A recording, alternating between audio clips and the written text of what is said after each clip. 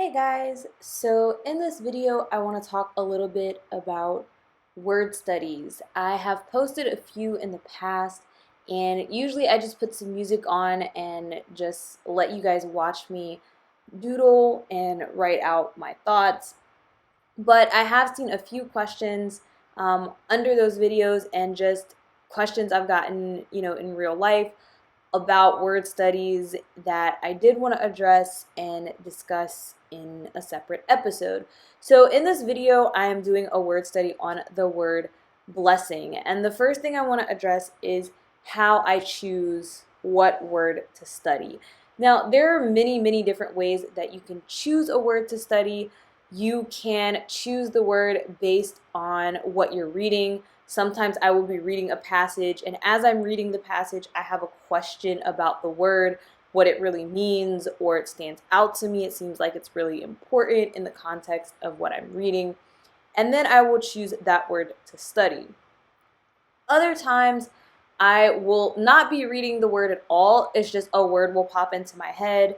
Like for instance, I was having a conversation with someone and they were talking about discipleship.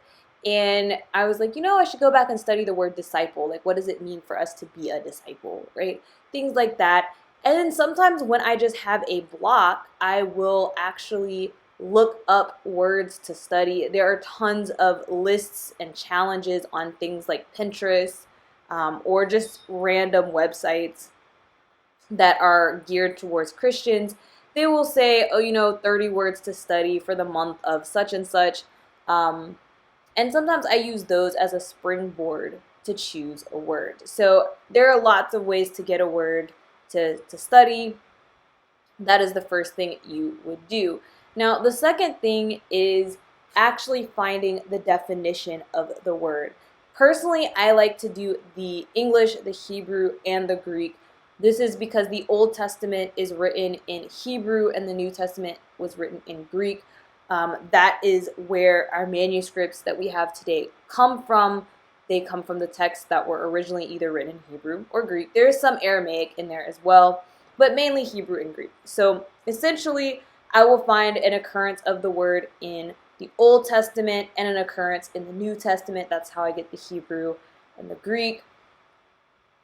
Now, if you're taking the word straight from a particular verse, you may want to stick to whatever language it was originally written in. So if it's from the New Testament, you may want to just look up the Greek, or if it's in the Old Testament, you may want to just look up the Hebrew. I like to do all three just to see how they compare and how they differ and how closely our English version matches the original definition. Now, in order to get these, obviously for the English definition, you can use any dictionary you want. If you see things that I have done, it's usually Merriam-Webster. I don't know why I favor that dictionary. It's not better in any particular way than, say, an Oxford Dictionary or dictionary.com or anything like that. That's just the one I typically end up going to. I think I started that tradition when it was the first thing that popped up, and then I just continued it. As for the Hebrew and Greek definitions, you should use a concordance. Now, basically, there are many ways you can do this. I personally typically use Blue Letter Bible app, but what you really want is an Interlinear Bible. You can find them online. Blue Letter Bible app is free. That's why I use it. There are many other tools you can use. And what it will do is show you the original text side by side with the English text. And if you find a good one, the original text will also have links to like Strong's Concordance, or for instance, in Blue Letter Bible, they will show you other concordances and how they define the word. So you can click on it and it will take you to that word and you can start reading about the definition and the etymology of the word. That is where I get the definitions for the words that you see me using on the channel. Now, once you have the definitions of the word, then that's when I typically start thinking about what it means. As I do the study, I typically will find the verse. If I didn't or I should say, if I did not take the word from a verse, I will start writing out a verse that does have the word in it. And I will think about that verse and how it relates and how this word fits into the context of that verse. Sometimes I will look up the word and find other verses.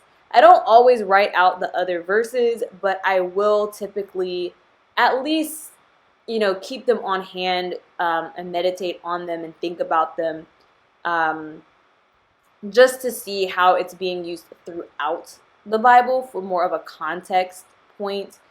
I typically start thinking in terms of how this changes the passage. A lot of times I find that like the actual definition is slightly different than what I had in mind. And sometimes studying one particular definition makes me want to study another thing. So like in this video, I studied blessings. And as soon as I finished studying blessings, I wanted to study curses because that's, in theory, the opposite of a blessing, right? But I was curious as to how it's used and if it is exactly what I think it is and stuff like that. So that's kind of the general overall concept or flow of how I study words from the Bible. I typically do this because it brings context in. That's my favorite aspect of this and why I recommend it. That being said, you don't have to go nearly as in depth as I did for this one. Sometimes I just look up the definition. You could just look up the definition and read the verse and be done. Or you could get even more in depth and look into, how many times it's used, where it's used, and, you could have as much fun with it as you would like. But that is how I do my word studies. Let me know in the comment section if you have any words that you're studying, what you like to study, and what will be helpful for you in future videos. See you guys again. Bye.